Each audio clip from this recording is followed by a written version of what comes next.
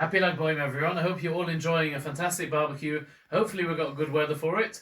And hope you're enjoying the delicious meats.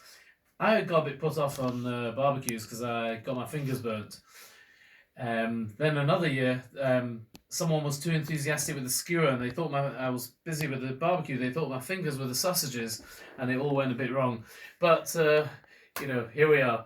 I hope none of you got your fingers burnt and hopefully none of you got your fingers mistaken for sausages and all having a fabulous time, as we should. Lag Boimer, what is this day about? What is this? What is the idea of fire? And Lag Boimer, how does it come together? Why is it that you get 500,000 people on a normal year, not this year of course, going up to the tomb of Reb Shimon Bar Yochai, the great rabbi in Miron, near Safed? So the story starts really a little bit earlier with a famous character, a famous Talmudic character from times of the Mishnah, Rabbi Akiva.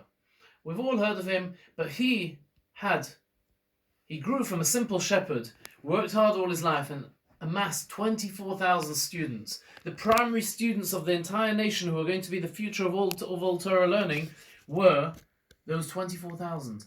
And there came a terrible plague, and that plague wiped out every last one of those 24,000 students.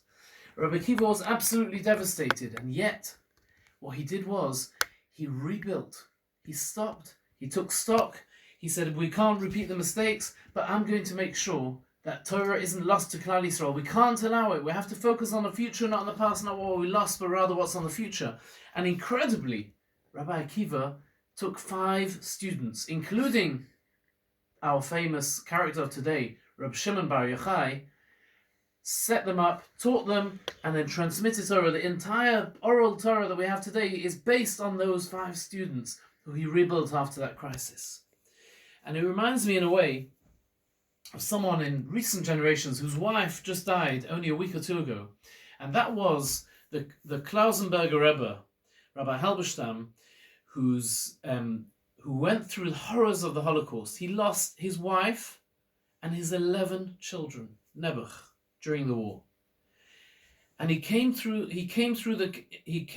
those horrors. He was the one more than anyone else who survived the camps.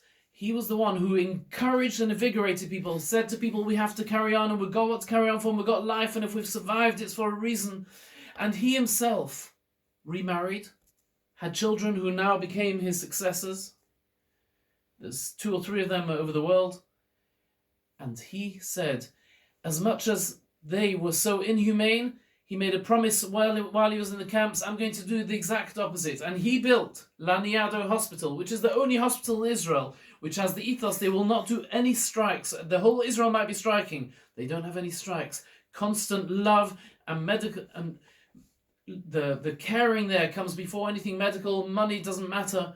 And that's the most wonderful institution, which he did after he'd lost everything. He picked up and rebuilt again. Reb Shimon Bar Yochai was the same. He had to run away from the Romans. He had to hide away in a cave. That terrible situation, he transformed into something where he gained what became the fundamentals and the foundation of all modern day Kabbalah. And on the day he died, he told his Talmidim, he said to them something special, something unheard of.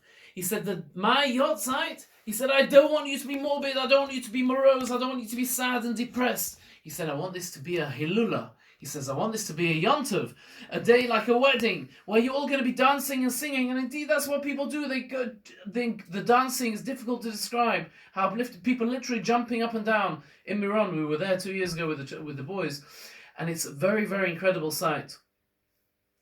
All over the world, Jews rejoice. Why is it? How can we rejoice? How could Rabbi Akiva? Lag Boimer was the day Rabbi Akiva's students stopped dying, but they'd all died. Why are we celebrating? And Lag Boimer is the day Reb Shimon Bar Yochai died. And the answer is because the message that we get from this is after death and destruction, after facing difficulties and illness, we appreciate the gift that is life. When we go through life without ever facing mortality and death, we don't realize to appreciate every day the gift that we have from every minute that we are given and what we can achieve, what a person can achieve in a very short time through doing good deeds and through connecting with the divine, through pushing our physical down, our spiritual up. Those things that we can achieve here, one can never usually achieve. we wouldn't even realize to use it were it not for the fact that some things are taken away from us. Through death, we recognize what life is all about. Through a lockdown, we appreciate simple things, just like being able to see friends, being able to see family, realizing how important community is, realizing how important it is to look after people, how many vulnerable people there are out there makes us realize about it. Just going to the shops and doing simple things, we start appreciating again. That's what it does for us. Lag BaOmer makes us appreciate what it means to use a life well. Rabbi Shimon Bar Yochai knew that he'd utilized, because he'd seen the destruction that had gone on before him. He knew how important every day was, and therefore he made every day count. Sfiras HaOmer, we're counting now from Pesach till Shavuos. This is the time when we make every day count, where we can use that great gift of life, where we don't face death with sadness, but rather with a realization that gives us of how precious every minute of life is, how precious every day is, how precious our family around us are, how precious all the opportunities we have around us. And that's something wonderfully positive. Let's live a really happy life, a well-used life. And Mitzvah Hashem, we should get together for a wonderful barbecue next year, feeling that we've had an incredible year. Thank you.